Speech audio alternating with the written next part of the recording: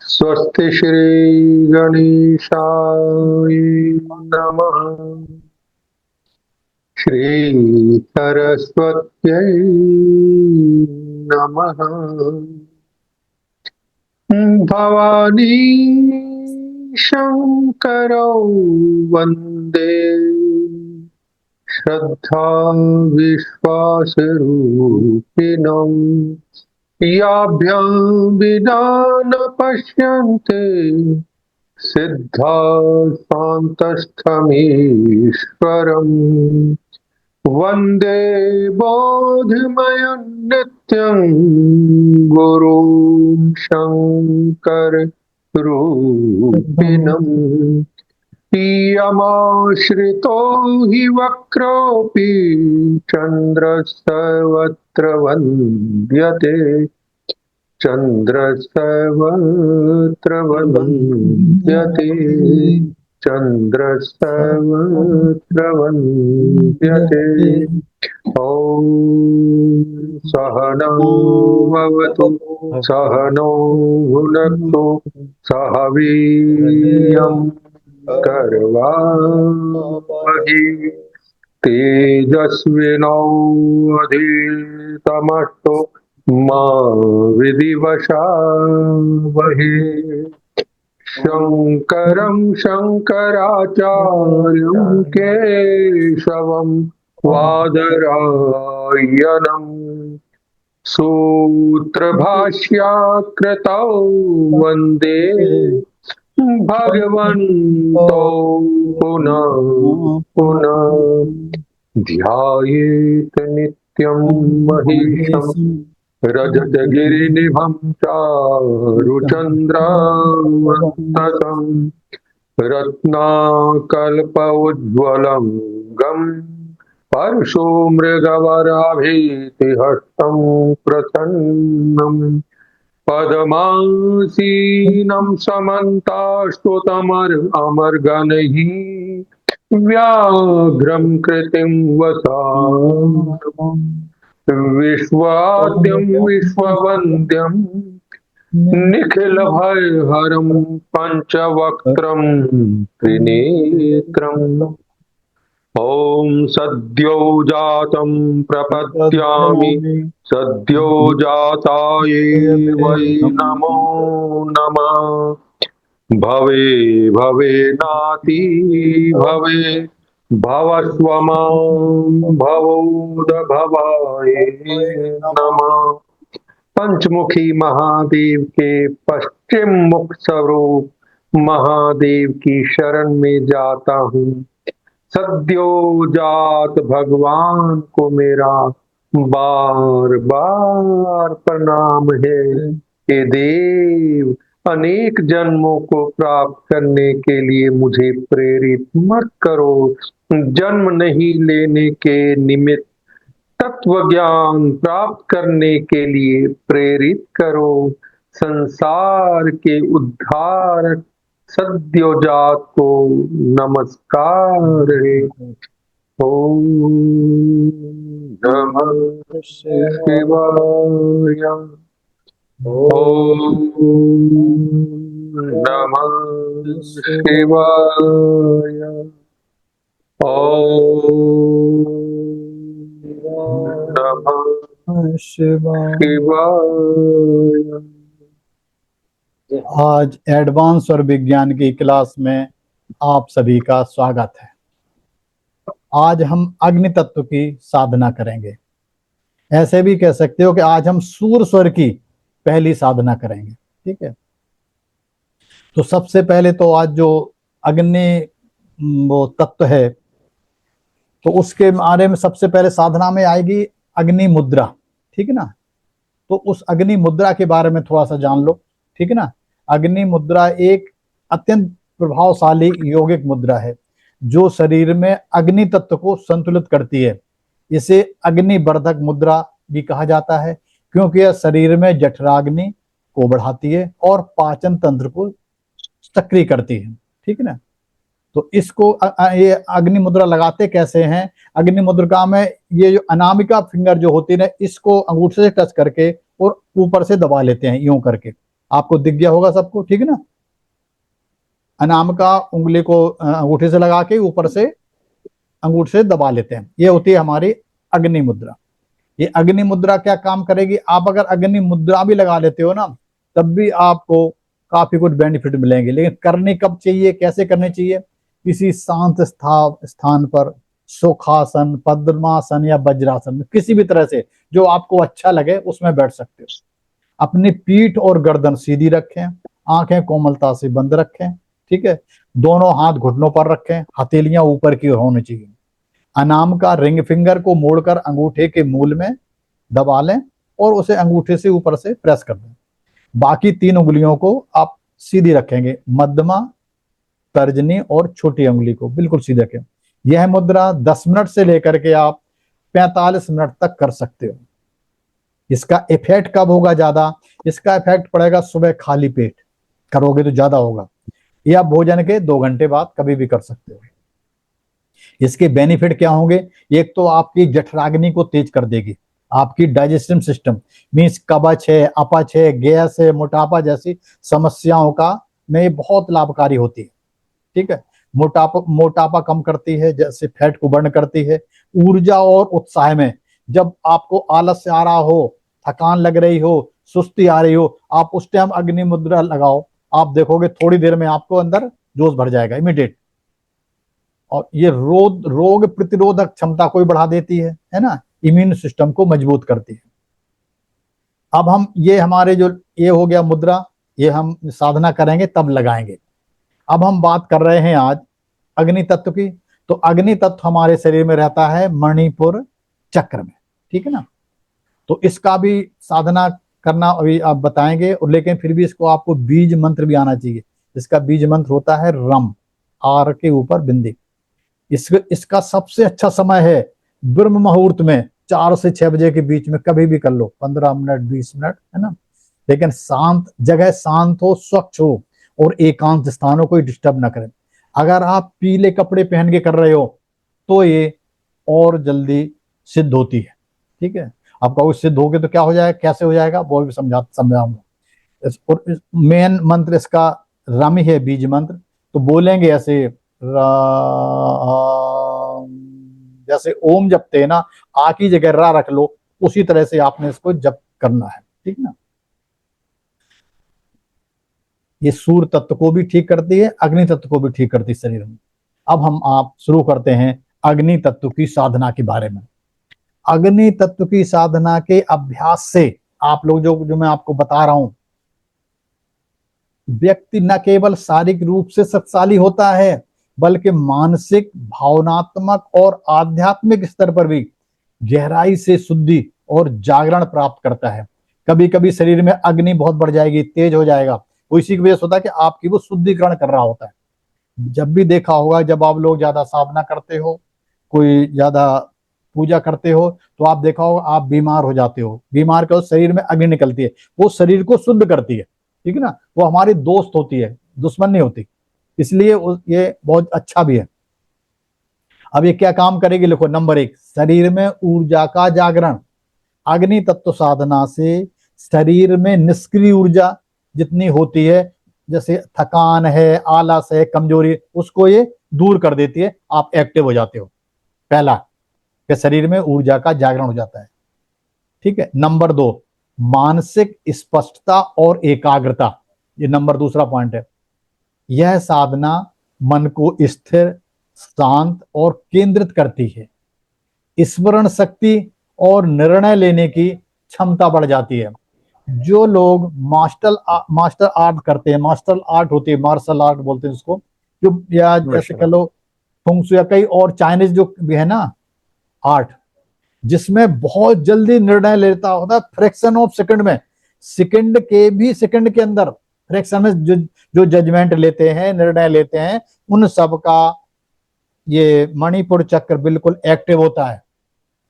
और जब आपका भी एक्टिव होगा तो आपने देखा होगा, आप अपने बॉस को 10 पेज की फाइल दे दो, एक लेटर लिख के, और जहां गलती होगा वहीं टिक मार देगा, वो कैसे, आप उसने तो पूरा पढ़ा भी नहीं लेकिन उसका ध्यान उसी गलती पर जाता है।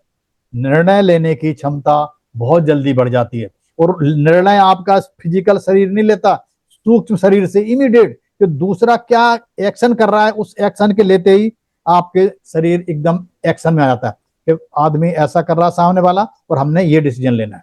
तो ये स्पष्टता अगर आपको करनी है तो आपको अग्नि तत्व की साधना करनी पड़ेगी, जो मैं आज अभी करवाऊंगा।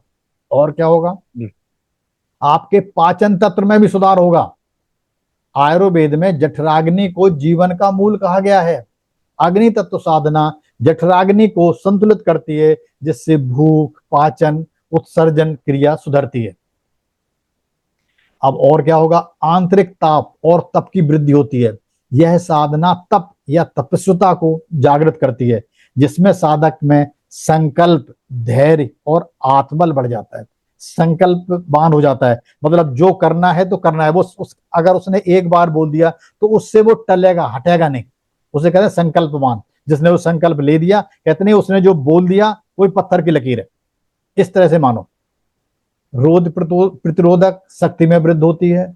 अग्नि तत्व शरीर के रक्षा तंत्र को मजबूत करता है। इसमें रोगों से लड़ने की क्षमता बेहतर होती है। अब क्या होता है, नकारात्मक ऊर्जा की शुद्धि। जितनी हमारे शरीर में नेगेटिविटी है, यह साधना शरीर, मन और आसपास के वातावरण से नकारात्मक ऊर्जा को जलाकर नष्ट करती है। जिस आदमी का मणिपुर चक्र एक्टिव होगा, उस आदमी को कोई अननेसेसरी कोई तंग नहीं कर सकता। शक्तियां छोटी मोटी क्यों नहीं कर सकती, कि उसके अंदर इतनी ऊर्जा होती है कि वो उसको जला के भस्म कर देती है। और क्या होगा, इसमें आध्यात्मिक जागरण और कुंडली सक्रियता में सहायक होती है। अग्नि तत्व साधना निचले चक्रों से, पहले मैंने मूलाधार बताया था, फिर स्वाधान बताया, अब मणिपुर चक्र बता रहा हूं। तो कुंडली नीचे से आकर अपने तीसरे चक्र पर आ जाती है।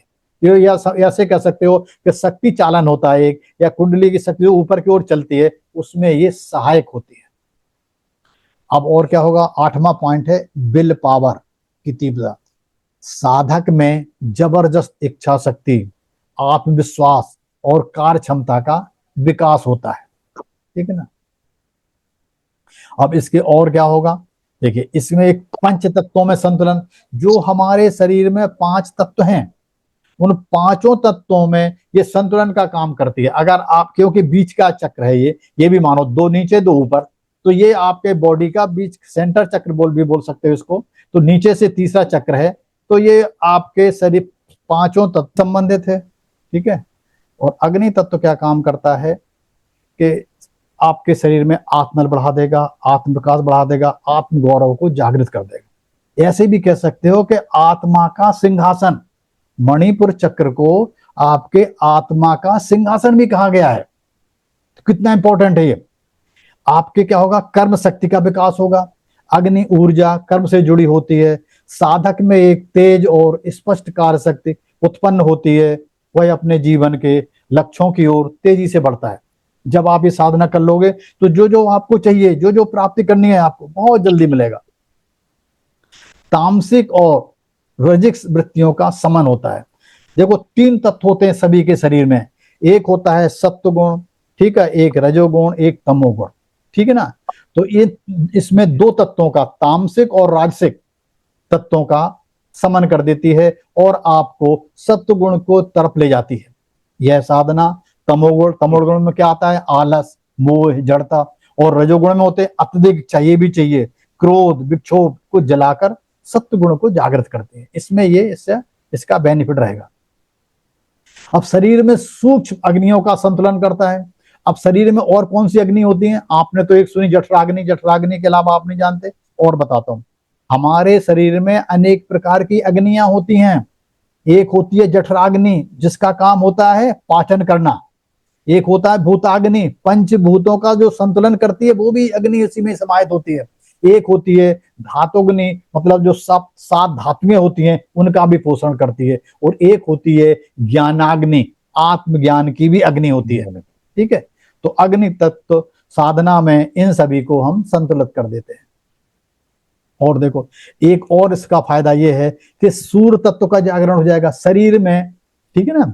जिनकी पिंगला नाड़ी कम चलती है, आज देख लो, कहते नहीं कि मेरी लेफ्ट ही चलती रहती राइट नहीं चलती है, आज देखो अग्नि तत्व का संबंध सूर्य नाड़ी पिंगला से भी है। इसकी साधना से शरीर में सूर्य तत्व जागृत होता है, जिससे साहस, जोश, नेतृत्व, स्पष्टता और तेजता आती है। बिल्कुल भय, संकोच और भ्रम का अंत होता है। आपकी जब अग्नि तत्व जागृत होता है तब भीतर की जड़ता, डर और आत्मसंदेह जलकर समाप्त हो जाता है। साधक निर्भीक, सहज और स्वाभाविक रूप से आत्मविश्वासी बनता है। इसमें और क्या होगा, आपके शरीर के अंदर इच्छा शक्ति और आत्म जागृति का एक ज्योति जलने लग जाएगी, दीप जलने लग जाएगा। अग्नि तत्व साधना से व्यक्ति न केवल बाह्य जीवन में सफल होता है बल्कि आत्मा के प्रकाश का भी अनुभव होता है। यह साधना एक ऐसा दीपक है जो भीतर जलता है और जीवन के अंधकार को मिटा देता है।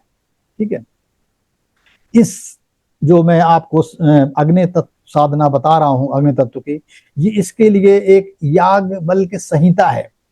उसके अध्याय नंबर 4 में श्लोक नंबर 11 और 12 में इसका जिक्र आया हुआ है। क्या जिक्र आया हुआ है, लिखा हुआ है, मैं पढ़ के सुना दूंगा अब, कि शरीर के मध्य में नाभि स्थान है और वहीं पर वैश्वानर रूप में रहता हूं। ये कृष्ण भगवान ने कहा है, गीता में भी कहा है, मैं वहीं पर वैश्वानर रूप में रहता हूं। कुंभक प्राणायाम में, जो मैं बहुत इंपॉर्टेंस देता हूं उसमें सर्व विज्ञान में, कुंभक प्राणायाम में तुम मुझे वहां जलता हुआ देखोगे। प्राणी मात्र में ही अग्नि रूप से नाभि स्थान में रहकर प्राण और अपान के संयोग से 4 प्रकार के अन्न को पचाता हूं। क्या कह रहा है, फिर सुनना इस सेंटेंस को, अग्नि रूप से नाभि स्थान में रहकर प्राण और अपान के संयोग से 4 प्रकार के अन्न को पचाता हूं।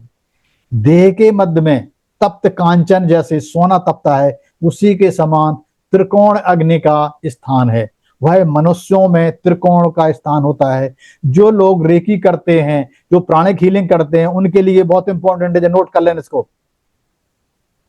उसी अग्नि का स्थान है, कहां पर है, नाभि में। मनुष्यों में त्रिकोण का स्थान होता है। अगर आप किसी मनुष्यों को ठीक कर रहे हो, उसका नाभि चक्र खराब है, तो वहां पर त्रिकोण देखोगे, ठीक है ना। और पशुओं में चतुष्कोण, वही नाभि चक्र पशुओं में होता है, उसके 4 कोणे होते हैं, मतलब 4 कोने वाला चतुष्कोण बोलते हैं इसको। और पक्षियों में वृत्ताकार कोल होता है। ये मैं इसलिए बता रहा हूं कि कभी कभी आपको अगर वो जैसे किसी पशु को ठीक करने का मौका मिले, वो भी कर सकते हो आप लोग, क्योंकि मैं पहले किया करता था, तो उसका फिर आप नाभि चक्र में त्रिकोण ना देख के उसका आप चौकोर देखोगे। किसी लोगों ने अपने पक्षी पाल रखे हैं, ओवर बीमार है, तो उसको वहां पर आप वृत्ताकार देखो, गोल देखोगे। ये तो यही 3 फर्क है इसमें, मनुष्यों में, पशुओं में और पक्षियों में। ये आपको आना चाहिए, इसलिए मैं आपको बता रहा हूं। तो मुझे कुंभक करके वहां परमात्मा भगवान कह रहे हैं कि मुझे वहां पर कुंभक करके वहां सोने के समान तपता हुआ प्रकाशमान देखना चाहिए, कि वहां पर एक सोना जल रहा है, अग्नि, जिस तरह की सोने की चमक होती है उस तरह का। अब मैंने आपको बीच में कहा था, इसका याज्ञवल्क्य संहिता में सिर्फ इतना ही सेंटेंस लिखा है कि अप्राण और अपान के संयोग से 4 प्रकार के अन्न को पचाता हूं। अब आप कहोगे 4 प्रकार के अन्न कहां, मैं तो एक ही खाता हूं। अब मैं आपको कुछ 4 प्रकार के अन्न समझाता हूं, है ना। योग, आयुर्वेद और उपनिषदों में गहराई से समझाया गया है। अगर वो आप पढ़ोगे ना वेद, अगर लाइफ में कभी मौका लगे ना, तो आप वेद उपनिषद जरूर पढ़ना, आपको पता लग जाएगा, बहुत विस्तार से लिखा होता है जगह। तो 4 प्रकार के अन्न कौन कौन से होते हैं, 4 टाइप ऑफ फूड। अन्न केवल वही नहीं है जो हम खाते हैं, बल्कि यह शरीर, मन, चेतना को पोषण देने वाले सभी अनुभवों और ग्रहण की जाने वाली चीजों को दर्शाता है। आयुर्वेद और योग के अनुसार 4 प्रकार के अन्न होते हैं। आप कह रहे 4 कौन कौन से, एक वो जिन्हें हम भोज्य कहते हैं, या च्यूएबल, जो मतलब हम चबाकर खाते हैं। ये ऐसे भोज हो गए, भोजन हो गए जिस भोजन को हम चबाकर खाते हैं। उसमें क्या क्या आ गया, उसमें रोटी हो गई, बगैर चबाए नहीं खा सकते हैं, चावल हो गए, सब्जी हो गए, फल हो गए। तो ये इस तरीके से जो चीज चबा के खाई जाती है उसे हम भोज्य कहते हैं। ठीक है, तो कोई भी चीज अगर चबा के खा रहे हो तो समझ लो एक नंबर का वो है, मतलब भोज्य कहते हैं इसको, च्यूवेबल मतलब चबा के खाने वाले। दूसरे कौन से होते हैं? दूसरे होते हैं पेय। पेय होते हैं ड्रिंकेबल, मतलब जो चीज पी जाती है, जैसे पानी हम पीते हैं, दूध पीते हैं, जूस पीते हैं, सूप पीते हैं। तो ये दूसरे दूसरे तरह का अन्न हो गया कि अन्न तो है ये, लेकिन हम इसको पीने के रूप में ले रहे हैं, पेय के लिए रूप में ले रहे हैं। दो पता हो गया आपको, भोज्य पता हो गया चबाकर खाने वाले, दूसरा पता होगा पीने वाले। तीसरा, आपने कभी देखा हो, आप लोग जब आयुर्वेदिक में कई बार जाते हो तो अब ले लेते हो, बोलते हो अब लेह ले दो, ले है ना। तो लेह का मतलब ही होता है ऐसी चीज, लिकेबल फूड कह सकते हो उसको, या जिसे चाट के चखा जाता है, चाट चाट के चखा जाता है। ठीक है ना, जैसे शहद है, शहद को आप कैसे खाओगे? ना तो पी सकते हो, ना दांतों से खा सकते हो, है ना। उसे हमने चाट के खाना होता है, जिसमें शहद हो गया, चटनी हो गई, अबले हो गया, है ना, आयुर्वेदिक में है ना, जैम आग, ये सब चीजें ये हमारी जीभ की स्वाद ग्रंथियों और मुख स्राव को सक्रिय करता है। ये अबले बोलते हैं, इसको ले बोलते हैं ओनली, इसमें आयुर्वेद में अबले होते हैं। अब एक चौथी चीज बन गई चोस से। चोस का मतलब क्या है? कि जिसे हम चूस कर खाते हो। ऐसी कौन सी चीज हो गई? गन्ना हम चूस के खाते हैं, वो चोस में आ गई। ये चार तरह के फूल हो गए, सकेबल फूड भी कह सकते हैं इसको। जिन खाना को हम चूस कर खाते हैं उनको हम चोस कहते हैं। जैसे गोलियां खाते हो, कई बार टॉफी खाते हो, कई बार आयुर्वेदिक औषधियों में भी कुछ मिलते हैं, या सूखे मेवे भी होते हैं कुछ, वो भी चूसते रहते हैं मुंह में डाल के। ठीक है, तो यह स्वाद के साथ साथ ग्रंथियों और ऊर्जा केंद्रों को सक्रिय करता है। इन चार प्रकार के अन्न को कौन पचाता है? जठराग्नि, इसे डाइजेस्टिव फायर भी कहते हैं, इन सभी अन्नों को पचाती है। योग और उपनिषदों में अगर आप पढ़ोगे तो इसे वैश्वानर अग्नि कहा गया है। ठीक है, और भगवत गीता के अध्याय 15 में श्लोक नंबर 14 है, खोल के देख लेना। हम वैश्वानरो भूता प्राणाम देहमाश्रिता प्राणापान समायुक्ता पंचान अन्नम चतुर्विधम, ये है अध्याय 15 का 14वां श्लोक। मैं ही, परमात्मा कहते हैं, मैं ही शरीर में स्थित अन्य रूप से चतुर्विधि अन्न का पाचन करता हूं। यह अग्नि शारीरिक नहीं, केवल रासायनिक भी नहीं है, यह आध्यात्मिक अग्नि है। अग्नि में कई तरह की, तीन तरह की होगी, शारीरिक अग्नि होगी, रसायन। पहले प्रार्थना ले लेते हैं सर, उसके बाद। यस, अब प्रार्थना कर लीजिए फिर कहते हैं। ठीक है, हाँ।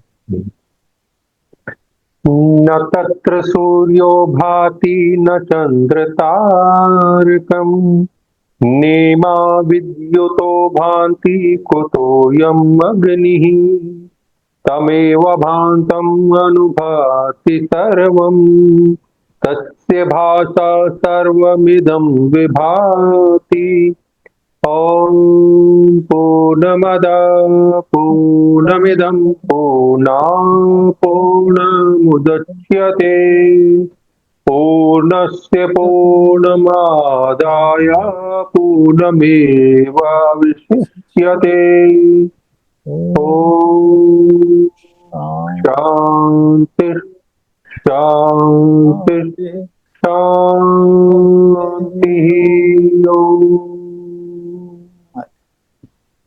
अब इसमें